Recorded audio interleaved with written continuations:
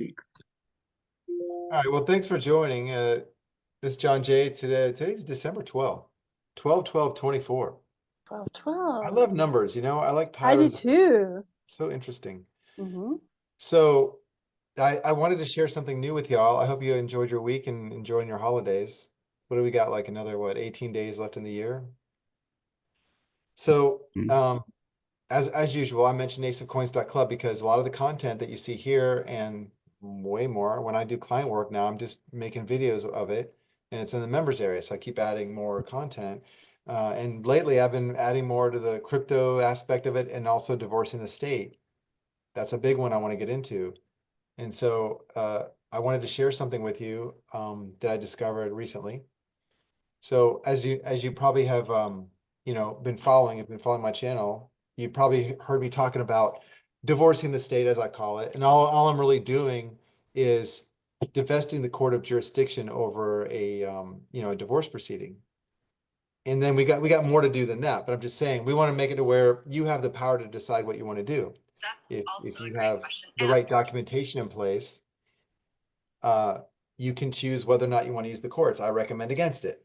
So the courts have there's this robot. It's just like destroy, destroy, destroy, destroy. They're not there to try to help anybody. They're not trying to help families or anything. They're trying to liquidate your family and your wealth for banking purposes and the benefits of the banking system. But let's just add a nice little discovery, revelation in this one. And now this is something I was aware of. I just didn't know the detail until recently. I had to do the research on this. But I mentioned in passing when I'm talking about, look what's happening when the judge orders you to sell your house and split the equity with your wife. What's happening is the bank's getting the benefit of you paying off the mortgage early. So the bank's internal rate of return goes up. Okay, yeah, I can show that. That's okay, it's not fair, but that's what's happening. All right, that's just one little example. And I stopped there because it's so deep. I didn't want to do the research, but I had to find this one thing, and sure enough, so your friendly United States government has been undermining your family forever. I don't even know when this law came in. I'll find out later. But what they're doing is they're paying your state to destroy the family marriage and not provide the family with preserving the status quo. Okay. The judge is required to preserve the status quo. What does that mean? I mentioned this the other day.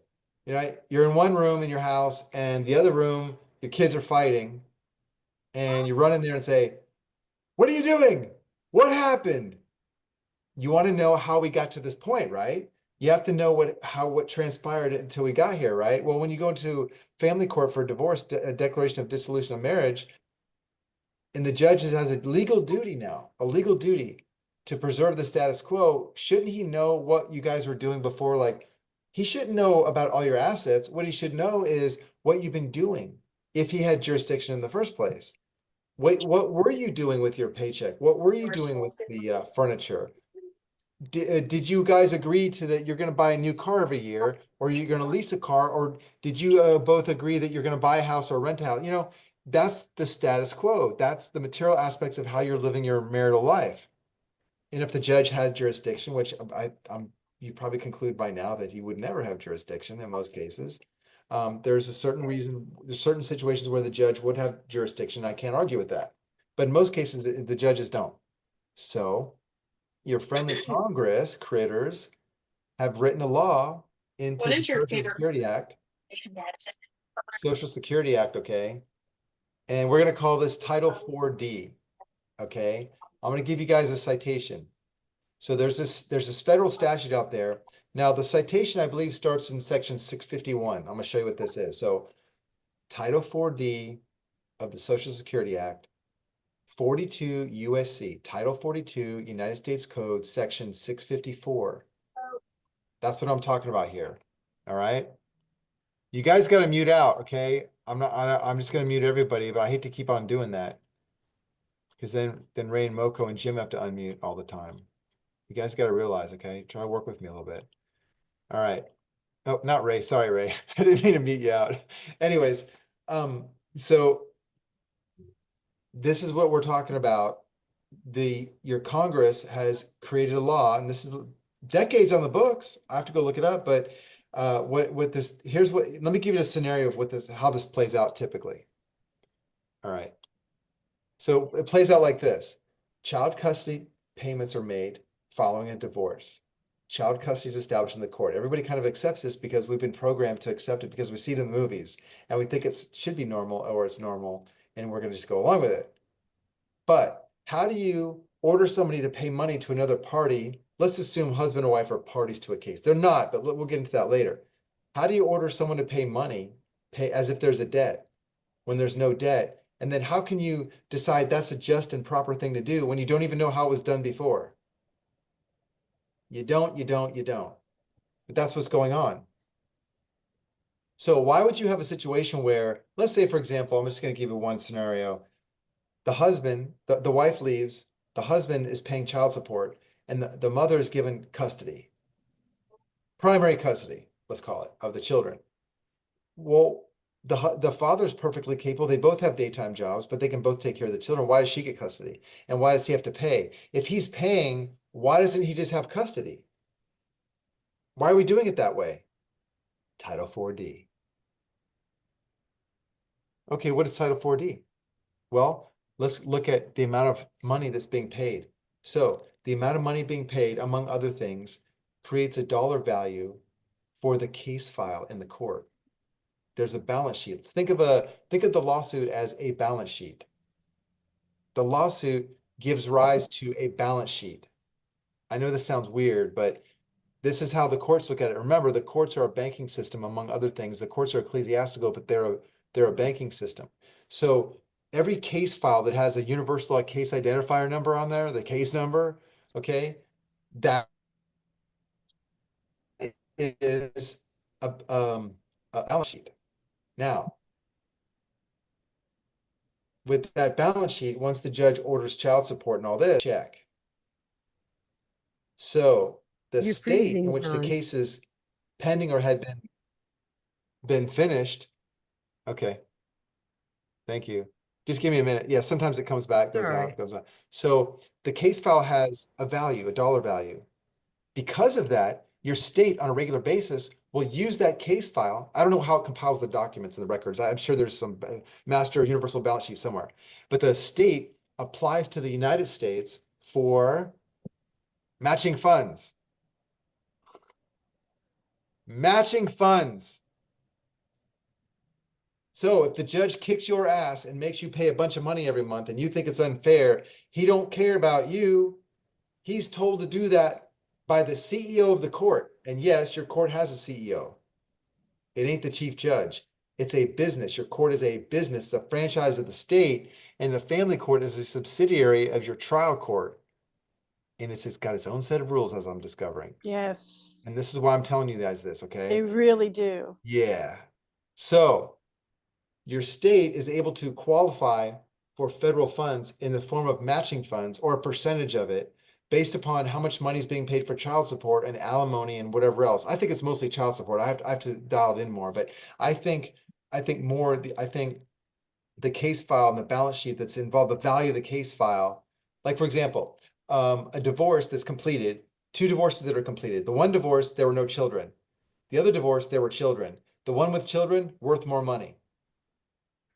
That's under Title, John, on that one, there is double. So on Title 4E of the Social Okay. Security, of that federal law, the state gets reimbursements for taking children and putting them with foster parents. They intentionally get money, they're paid to take the children. Yeah. So you can thank your 4E. Congress for this. So your Congress is paying your state to destroy your family and ruin your children. Incentivizing them completely. Yeah. I mean, you should be furious over this. But let me give you some, let's be effective. Like I told you guys last year or earlier this year. Was it last year? I forget. Let's be effective. Let's do something about it. Let's don't write protest letters. Let's go get the money. How do we get the money? Well, we have a law. It's called the False Claims Act. If somebody's getting federal funds, somebody meaning your state, Yeah. if this and other people can qualify, but if your state in this case is getting federal funds and it's doing so with false claims, you can sue the state in the name of the United States of America. Elaine likes that one. Elaine, would you like $1 billion? Because all you have to do is fill out some forms and spell correctly, and you could probably get it. I know I'm exaggerating because it doesn't work probably that way. So there's some rules to follow. But here, so what happens is, all right. So the state is getting this federal funds. Now, why would it be? What's wrong with that? There's a law that says the state can get the money, and now John's saying you can make a claim for a false claim. It's a false claim that your state takes all these case files and says, we have this many divorce, this much alimony, this much child support, and therefore we want to qualify for the matching funds from the federal program, and they get the money from the federal program. What's false? Go back to what I said earlier. How is it that the They court got can jurisdiction. well, okay, but how is it the court can order you pay money when there's no underlying debt? Exactly. That's It's what I mean. The false. jurisdiction issue. Yes. Well, the court didn't have the authority, but the Right. court also was participating in the falsification of official court records, Uh-huh. doing so. And creating an involuntary receivership and Well, okay, but we don't have to go that far even. okay. So let me add a bit of spice on this. The court not only did it that way, but I could just tell you right now that every single child custody arrangement and alimony payment, everything meets the criteria that I'm describing. Yes. So the criteria is there was no underlying debt, so the court had no authority. The court had no duty, nor did it have authority. Mhm. Then you have the aspect of there was no underlying debt. No state but- interest? Well, okay, you have cases where there is a compelling state interest, but let's say there's abuse, right? And let's say it's proven by evidence. What does liquidating somebody do? Does that solve the abuse? No, that would require the court to change custody or something like that, right? Or order counseling or something of that nature. So the falseness comes when there's no underlying debt and the court acted without authority, right? So it's falsifying court records to order people to pay money without underlying debt. Okay. There was another thing I wanted to mention. I know I'll bring it up, but so this makes the claim false. Okay, so the other aspect I want to mention is that the court has contempt powers, as we know. Contempt powers includes, we understand this to be civil penalties, and then let's call it criminal penalties or penalties that you can imprison somebody who's violating a court order, right? You can hold him in contempt. And then if he doesn't obey, you can put him in jail for a period of time. And you have a limit on that. There's like 30 to 60 days or something like that per year. There's a limit on that. So every single child custody agreement, every single alimony agreement, even whether or not the person who entered into that agreement was aware or had cognizance of the court's ability to put him in jail if he didn't go along with this liquidation is irrelevant. The fact is the court had the ability to do it. Therefore, you can have never entered into agreement voluntarily under threat of imprisonment or civil penalties. So the pleadings didn't allege an underlying debt. No debt was established by evidence. And so the court never had the authority to require someone to pay money when there's no underlying debt. They just made up a claim. Statutes do not create debts either. Right. So where's the debt coming from? It ain't coming from anywhere. False The claim. judge's ass. Right. They're just making this up, okay? So it's a false claim, and this falsification of court records, official court records of the state, and the state is relying upon those records and had reason to know and should know that those records were false because the agreement was not valid and it was procured by threats of duress, coercion, and intimidation, okay? Harassment and all this stuff. All right. And would you even add to that, sometimes these things are outside the pleadings because the petition just asks for a dissolution of marriage? Well, there's that. That's why this whole thing comes into being, really, because the petition for dissolution of marriage excludes a description of the status quo. It excludes the allegations of debt. Now, I'm not talking about the people who have a mortgage. I'm talking about the marital community, right? Yes. So Yes. they always talk about, we're dividing up the marital community 50-50, right? Okay, well, how can you do that when the marital community's, first of all, not been alleged? What is the marital community? It's not alleged in the pleading. You can't talk about something that's not within the cognizance of the court. Right. And the marital community might be a person. it has to be sued. You just have husband and wife suing each other. You didn't Mhm. sue the marital community. Right. And so, that's what I'm saying. All these little aspects here factor into the falsification of court records in which the state is relying upon to go and apply and qualify for these funds. So that makes it a false claim. We can dial it into some really nice language, but you guys get the idea. So Mhm. what we do is we write up a complaint in the name of, like, John Smith for the United States of America versus, now that's the plaintiff, okay, versus the state of, let's say, Florida. That's kind of how it looks in the caption. Now, Mhm. the plaintiff is what's known as the relator, because he's suing in an action known as a qui tam action or a qui tam action. He's suing in behalf of the tax collector. Now, Mhm. there's a special rule here, and I'm going to show you this shortly. The special rule is this. If you were to do something like this, you can imagine there are tens of billions of dollars that have been collected by your states, all the states. Pick a state, any state. Anybody can file a case. I don't care if you ever had children, ever went to divorce court, it doesn't matter. Anybody who's competent can file the case in the name of the United States of America. And you can file a case for all the money, part of the money, all the cases that took place in the last year. Make your claim. You can make a claim even if you're not a person that is involved. Yes, correct. That's crazy. Why? You can do I that. mean, I can see you doing that if you're in that situation, but I mean, I'm not in that situation, People were so doing this for the banks during the phony foreclosure crisis, where they were fabricating records and so forth. And because they were transferring the notes so many times or acting like they weren't recording and paying the documentary stamp tax. And so people that have no interest in the case, they were filing tax collection cases against the banks, and they were getting paid. So what would happen is the court would say, yeah, they should have reported this and recorded it and paid the tax on it, but they try to skirt the system, right? So the banks had to cough up the money, and the person who sued got like 30% of it. Now, in the complaint that I've written, I'm going to do this for people that have an interest in the case, because it's nice to allege that you actually incurred damages.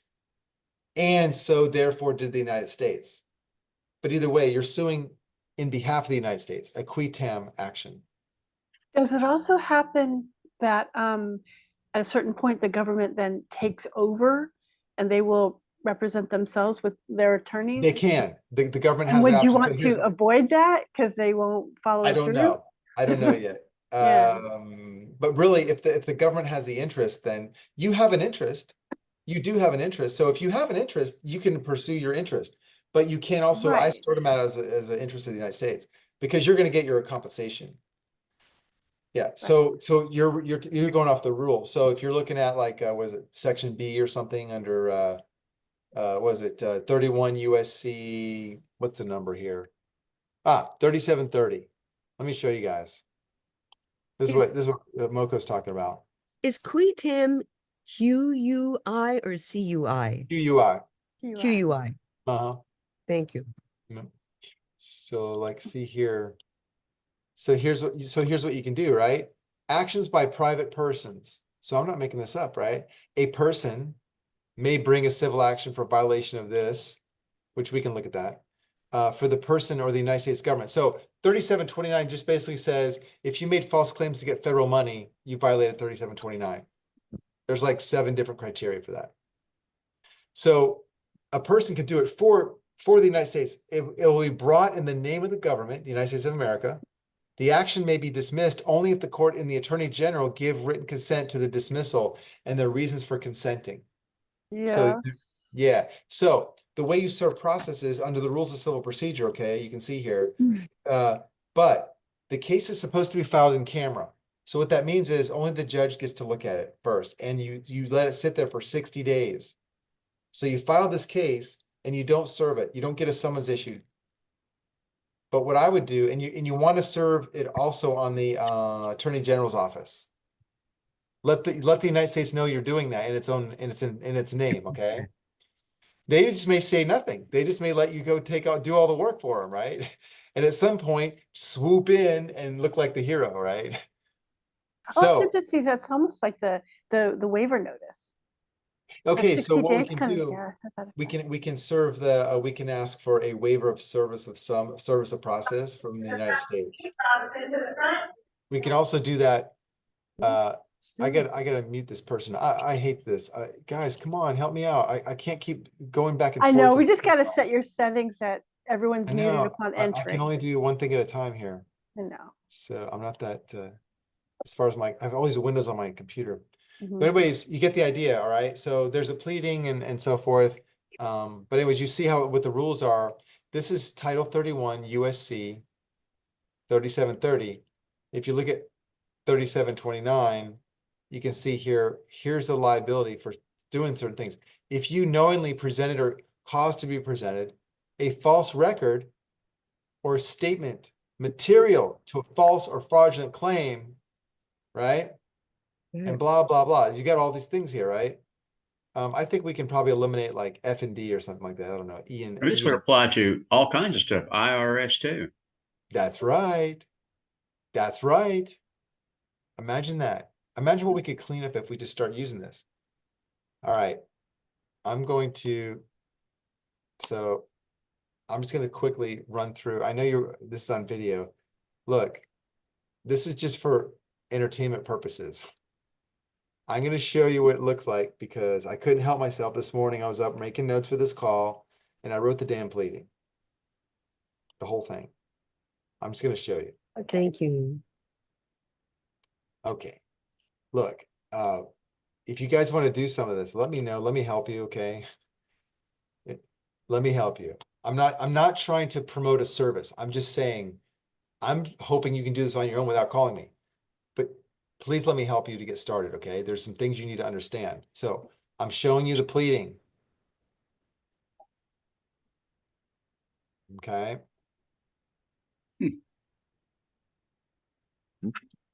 This is a rule requirement in federal court. And that's what we're talking about. I started with 654 because that's where all the meat is. And these are the pertinent aspects of it. And so forth and so on, okay? You're alleging you suffered harm. These are your allegations, your legal arguments, okay?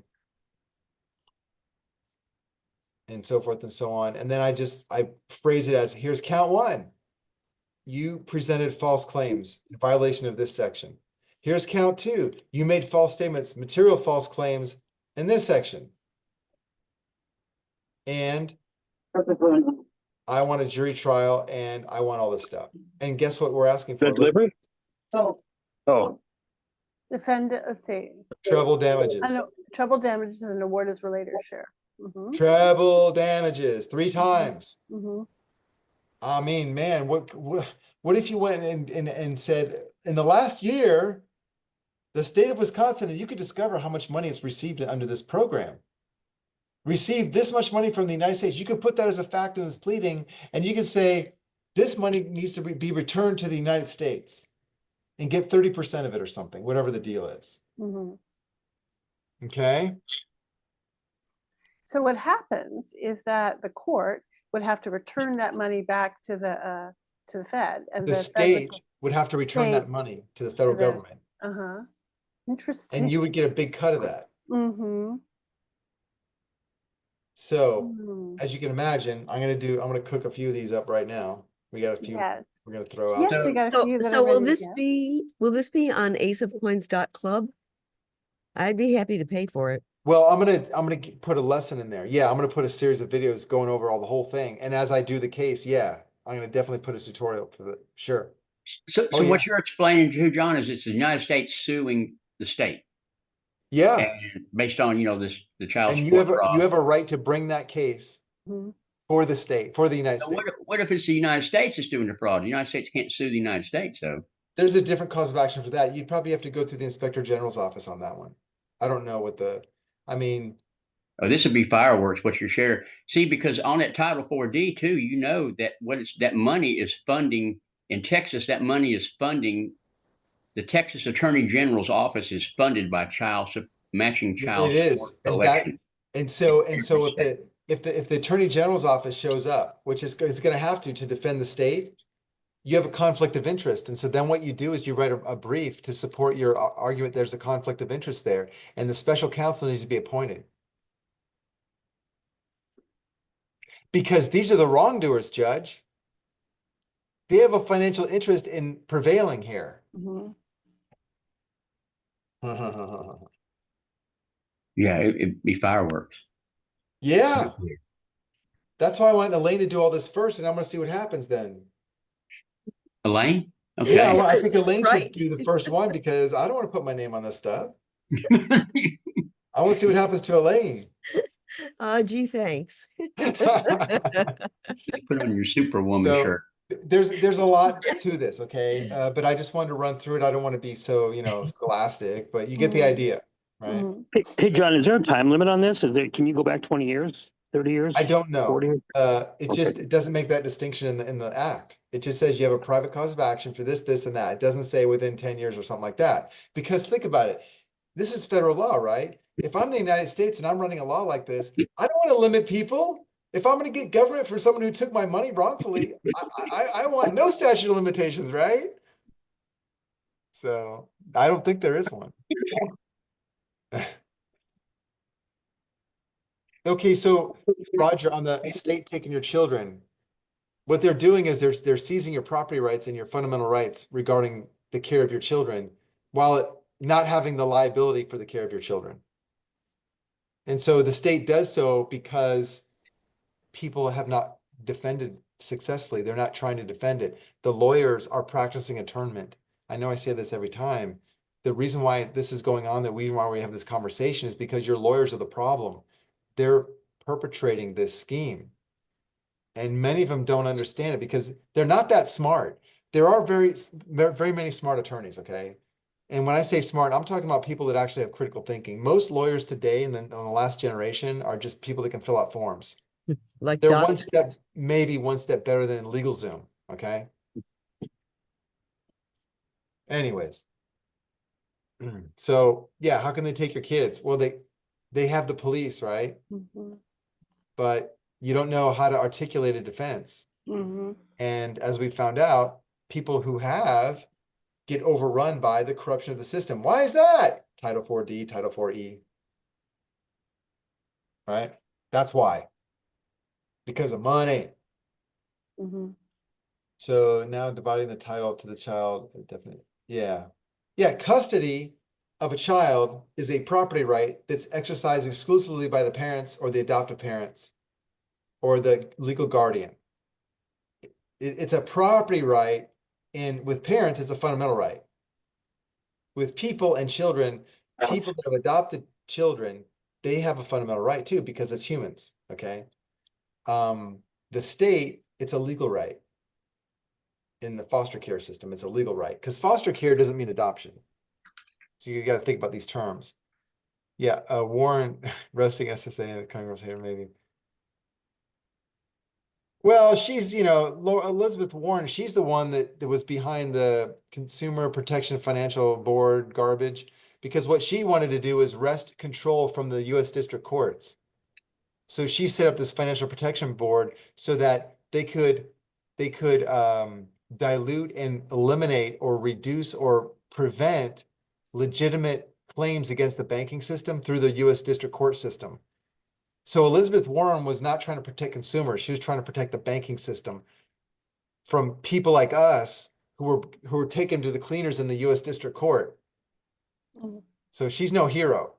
We need to mop the floor with her head. Mhm.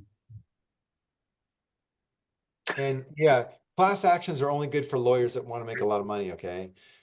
This is what I'm telling you guys like this. You would think I would just keep it to myself and then start taking cases. I'm not a lawyer. I don't want to do that. I'm an activist. I want to show you how to solve a problem. If you need my help to solve the problem, please ask. All right. This is what, you can pay me to help you. But you know how I work, so I want you to do it. And so I think this may be a path that we can use as a solution. Now, the step before this is where we're going to stay in state court and waive the judge's immunity, waive the immunity of the state as its employer, and we're going to sue them in tort for trespass and invasion of privacy. These are tort claims. Mhm. That's what we're doing, and we've talked about this before. but this is something new to make a claim against the state for the money that was obtained through false statements. Mhm.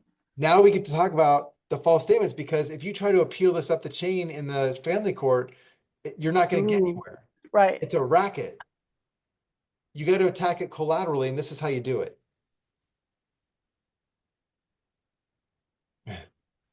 So is there anything important here, Moko? Did I miss on the comments? I'm trying to skim through real fast. No, I think you got everything. Yeah, All right. I know there's somebody out there saying, you didn't answer my question. yeah. It's, as always, a lot to take in, and I always need to see, have to look at it a couple times. Yeah, and you're asking Batman about how do you get standing? What standing with what? To do what? To sue sue in the name of the United States? I'm going to assume that's your question. To default everyone to be muted. Okay, yeah, all right. Yeah, thanks for putting that instruction here. I like people to, I don't want to default mute everybody. I understand. I know how to do it. Maybe I should do that. Well, just upon entry, and then they can unmute themselves Yeah, at any time. yeah. I think it's a good idea. Okay, so let me help you with that, Batman. So Batman, I think, is probably very busy. He's doing several things at once. But let's just back up and help him out. All right. He's asking, how do you get standing to sue the state in the name of the United States? It's from that clause in the, yeah, exactly. That's your legal right, legal authority. Let me go one. So let me go. So this is 3729. It gives rise to the cause of action. Uh-huh. All right. Then we go to the next. This is the jurisdictional part of it. And then they say B, actions by private persons. Does that answer your question? So that's where you get the standing. 31, 37, That's your 30. standing right there. B. Law gives you standing. Nice question. 31 USC 3730. That's where you get your standing from. That's the main way they throw the case out. Well, yeah, I mean, If you you don't always have to- standing. You always have to have standing because the court can't be talking about everything. It can only be talking about a certain narrow area. That's why it's so important. It's like they throw the rules out when it comes to divorce petitions. Well, before, if I didn't put it in the pleading, you say I can't talk about it. But in family court, it's not in the pleading, but you're talking about it, to say the least. So yeah, look, if you guys want to be, get things done, if you're looking, you're voting, right? And you're thinking, okay, I'm going to vote for somebody and that's going to fix things. What? I'm not gonna look at 5336, but not now. We could look later. But if you're wanting to, maybe you're going to your board of supervisors meetings, you're participating in that, that's great. If you want to participate, you can go in person to your board of supervisors meetings, and I would hope you want to go and examine your budget for the Department of Health. I talked about this recently. Defund the Department of Health. Cut the budget. I wouldn't try to dissolve the department. I would just keep cutting the budget, cut the budget, cut the budget. Just keep doing that. Okay. I think it's easier to do it that way. So these are things that you can use to be effective to solve problems that are in our face every day, instead of just complaining and then stopping there. Now, move over to family court. What are you going to do there? It's a cesspool. It's worse than the mafia. Oh The my mafia at God. least has dignity. These guys are a bunch of liars right in your face, and they're using your money to lie to you and take your property. Okay, so this is what I think you can do if you want to take a role in this. You don't have to be in a divorce proceeding. You can just learn how to do this, write the pleading, file the pleading, make the case. I would even pull the records. I would pull like your accounting records from your county court and find out what they have on the amounts of money that have been ordered to be paid by these judges. Something like that. I don't know what the document is, but it may have to, there's some accounting for this, okay? Trust me, there's some accounting. If you guys were to get those records, it's not that difficult. You can then use that as a basis for your False Claims Act claim. You're talking about family court too, right, John? Yeah, family court, right. So go into family court and go pick one case. Go pick a case where there was a child custody arrangement. Read it. Look at the divorce decree. Look at the final orders in the case. Look at, by the same test, all the criteria that I've been talking about for months now, this whole year. Mhm. Yeah, so bloated salaries. Yeah, I don't know, but as far as public, public agencies, look, there's many of them on the block right now, on the shopping block. I'm so happy to see that. Get rid of the ATF, get rid of the Department of Ed, get rid of the Department of Health and Human Services, get rid of them, all of them. Get rid of the FBI. We don't need duplicate agencies. We don't need FinCEN. We do need some accounting function. I'm sorry to say, we do need an IRS. What we don't need is the police power also. We just need the accounting function. We don't need a bunch of cops and the accounting function together. And by the way, this would be the thing. This is how you overhaul the IRS. You give people a private right of action to sue individual IRS agents when there's an attempt to collect a debt of any kind. There's an automatic waiver of sovereign immunity. So you can sue the agent individually or you can sue the United States when the IRS is operating under 26 USC 6331. If you want to fix the IRS, here's what you do. Don't try to fix it yourself as the government. You cause the problem. What you do is you clear the path for people like us to sue the shit out of them. Watch how I'll make them fast, straighten up and fly right after that. yeah, watch how fast they fixed it when we start suing the agents and taking their houses. So simple. Lane likes that one. Imagine that. The agent just garnished your check. And let's say it's a wrongful levy. Let's say they, did something wrong, whatever. Well, you do it to him now. See how he likes it.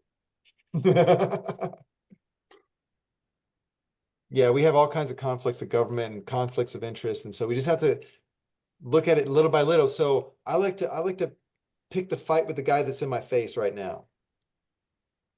Right? That's what I'm hoping to share with you today. Mhm. This is just another one of those things. If you go out through this whole year, you see all the fights you can pick that I showed you. There's plenty of good time to be had. All right. So, any questions? You guys want the pleading? I'm not selling it. Okay. I'm not going to sell it to you. I will be happy to give it to you. It's a lot of work. You're fighting. It's going to be a lot of paperwork. Ain't pretty. You got to have the stomach for it. It's not like a RICO though. RICO, if you file it and get it dismissed, or if you file it and lose, you could be subject to huge penalties like financial obligations, right? For doing that, RICO. Oh, really? Yeah, that's why people don't do it. Mm. If you do it, you better be right on with it. You better win. Or be judgment proof. Uh-huh. So, What are the two? right. But the False Claims Act, man, when your Congress says, hey, we're writing a law that gives private citizens the right to sue to collect money that's owed back to us because they want your help, right? It's just like Democrats come in and they eat out a whole community because they're idiots and they destroy everything by subsidizing all the wrong people, okay? And they do that for a decade or two and they destroy a whole town. And then the Republicans finally come in because the people are fed up and they're like, let's just vote Republican. We don't know any better now. And so the Republicans come in there and they start giving all these benefits to the real estate investors and they clean up everything. So that's who cleans up messes for the government. It's real estate investors in that sense. You ever see the cycle? Check it out. You'll see what I'm saying. It's right. So, but the government needs our help. That's why all the real estate investors get so many tax benefits because they need to be rewarded for cleaning up these messes and cleaning up neighborhoods and preventing blight and all these things. It's necessary. It's fantastic. Why should the government get in there and at government expense clean up a neighborhood when an investor can do a better job? And what I really like the idea is, not to be political, but I like the idea of you got millionaires that are involved with now running our government. And it's not like they're for us, they're for themselves, but they see that there's just things that just shouldn't be. They're just doing the right thing. We're not going to agree with everything that they're doing, they're going to do, but I think overall, it's kind of nice to see some billionaires rolling up their sleeves and saying, you know, we don't have to do this. We could just be out in a yacht somewhere. In fact, we could probably be on perpetual Earth's low Earth orbit on vacation.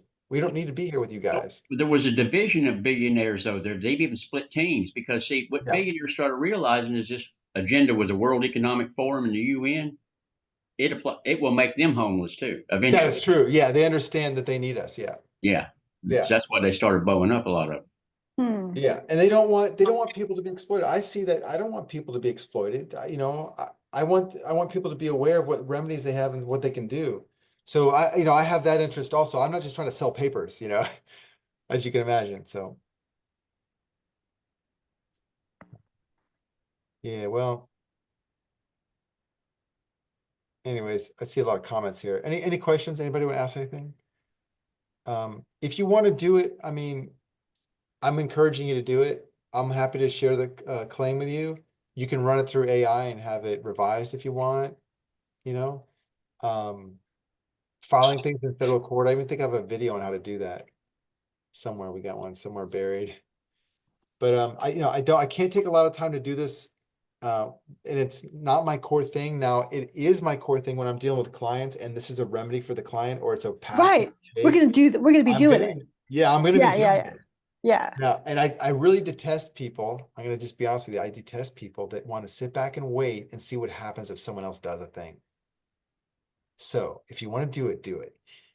Don't wait for me, because it doesn't matter what happens in one case over here, because it doesn't mean that's going to happen in your case over here. It doesn't matter if I win everything hands down. It doesn't mean you're going to win everything hands down.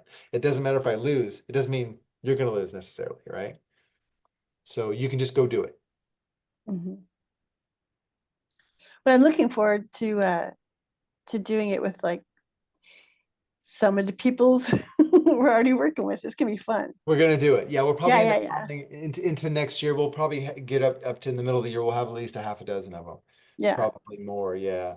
That's gonna, like you said, Ray, that's gonna wake up a bunch of the creatures. They're gonna realize we got their number. Yeah, it will, because it's a grand scheme. I mean, family court was even created till the end of the 80s because of that Title IV D&E. Now imagine To what accommodate. people would normally say, hey, let's repeal the law. Let's protest. Okay, that's why they laugh at us, because you're not doing something that's effective. No, I want the law there because I want a windfall. I want to sue them for $1 billion and get 30% of it. I'm sure you can carve out $1 billion worth of money for 1 year and pick a county in your state. I'm sure you can get $1 billion out of them. John, what's your suggestion? The timing is never better. With this new administration coming in, which is saying they're going to correct a lot of government, the timing. Do it. With the Trump. Yeah. Use your inspector general's offices too, because that's what has to be done. Your inspector general's office, okay, is under everything. It's executive. It's under the Department of Treasury. It's your treasury function of your government, county, city, state. Inspector generals, they're everywhere. You got one for wherever there is a budget, there's an inspector general. Why? It's under the treasury, and the treasury is the accounting function. So the inspector general is the police power of the accounting function for your state government, your city government, your county government. So the inspector general is responsible for policing matters involving abuse, waste, and fraud of public funds. How many of those situations can we describe? We talk about this all the time. You guys watch news reports all the time. You're seeing this everywhere. And why aren't you writing a letter to your inspector general's office? And then when the inspector general ignores you and doesn't do what he's supposed to, now you have a cause of action against the inspector general's office for an injunction. Hey, John. Yeah. You make me think like there's some other like strands we could pull with this.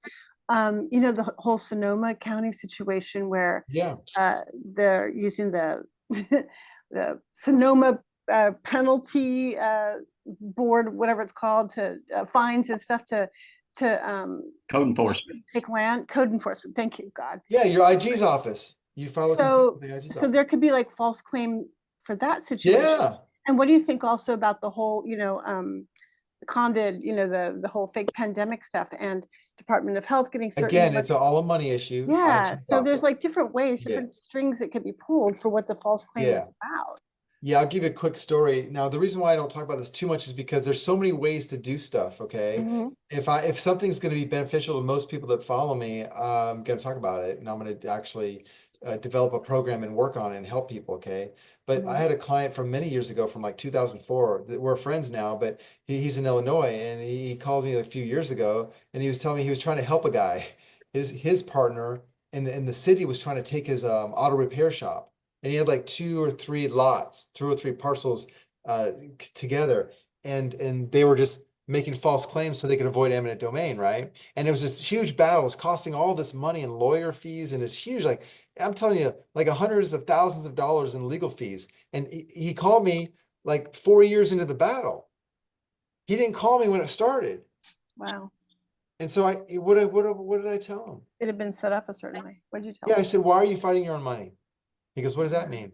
I said, well, you're paying all this money, and they get to use taxpayers' dollars Right, to steal your private property. And right, then you're taking your private money and paying to defend it. And right. now you're fighting your own money on 2 fronts. Mm-hmm, mm-hmm, You're going to lose. I don't care mm-hmm, if you're right or wrong, you're going to lose. You can't win that way. mm-hmm, I said, what you need to do is articulate the abuse, waste, and fraud that's being implemented by your city manager, which is who it was. The city manager was doing this himself. He was behind it. He had like a personal interest in something. I don't know what he's doing. Maybe one of his own personal train tracks or something. I don't know. So I said, yeah, make a complaint to your IG's office. And if you get ignored and the IG doesn't do what he needs to do, you sue the IG's office. Now you're not fighting your own money, but yeah, it costs you a little bit, but far less money than this case. mm-hmm, I don't know what he did from there. He never called me back on that one. I mean, we've spoken since, but still, I'm just saying mm-hmm, that's an example, of when you want to use a function of government so that you're not fighting your own money. mm-hmm. This So there is might be a little IG component to these kind of cases as well, you think? certainly, Yeah. certainly, yeah. There's a fantastic movie with John Travolta and the other guy, the older actor. I can't think of his name. He's such a good actor. And he was the opposing party for like he was with the companies that were polluting the environment, the oil companies or mining companies or something like that. This one actor. So, anyways, the name of the movie is A Civil Action. If you watch that movie, it'll tell you, because this guy bankrupted his law firm when all he had to do was file a complaint with the ETA or the ERA, or was it the Environmental Protection, EPA? Okay. Yeah. The EPA would have handled it with money that he's already paid, public funds. Uh-huh. Yeah, that's why we pay taxes, presumably. So Called civil action, huh? A Civil Action. It's got John Travolta in it. Oh, that's civil action. The other guy's name was Robert something, I think. Robert Duvall. Mm. Oh, Yeah. A Civil Action. Watch that movie. You'll see. This is how I think. Mm. This is how I think. And probably I got that thinking from watching the damn movie. I don't know, but don't fight your own money if you can avoid it. Mm-hmm. That's why, one of the first rules I follow when I'm doing structuring for people is my structure going to allow my client to avoid costs of litigation? Does he need a lawyer to defend anything?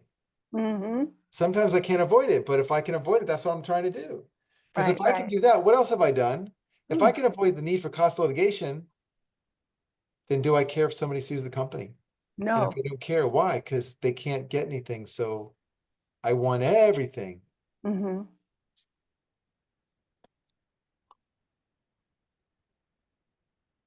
Any last words of wisdom? Because I'm gonna go.